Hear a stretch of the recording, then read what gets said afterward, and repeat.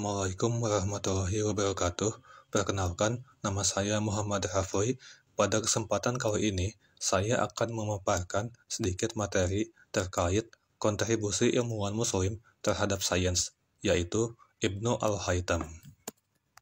Ibnu Al-Haytham yang mempunyai nama lengkap Abu Ali Al-Hasan Ibnu Hasan Ibnu Al-Haytham adalah seorang ilmuwan Islam yang ahli dalam bidang sains, falak, matematika, geometri, pengobatan, dan filsafat.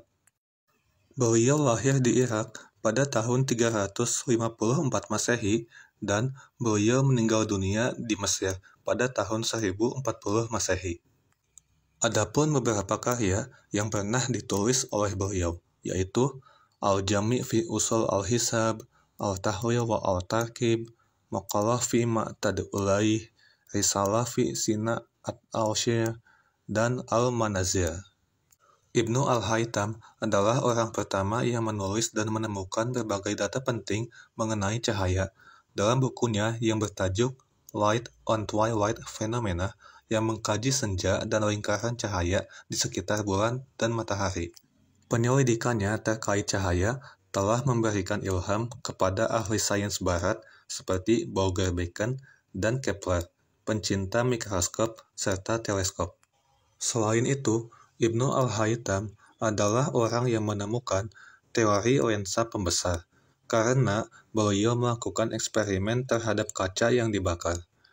Teori tersebut telah digunakan oleh para ilmuwan di Italia untuk menghasilkan kaca pembesar yang pertama di dunia.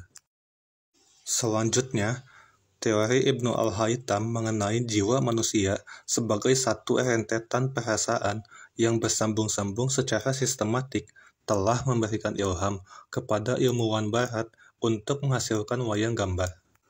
Teori tersebut telah membawa kepada penemuan film yang kemudian disambung-sambung dan dimainkan kepada para penonton, sebagaimana yang dapat kita lihat pada masa kini.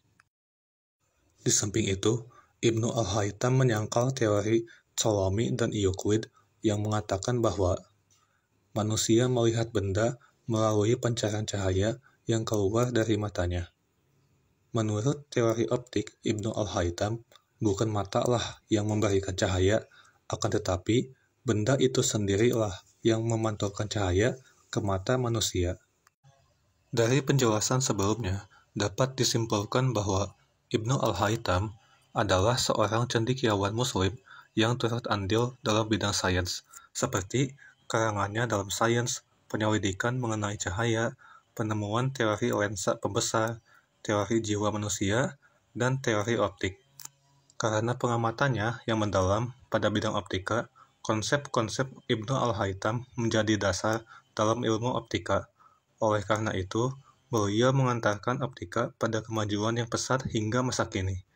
Dengan demikian, Ibnu Al-Haytham mendapat julukan sebagai Bapak Optika Modern. Sekian penjelasan dari saya. Terima kasih. Wassalamualaikum warahmatullahi wabarakatuh.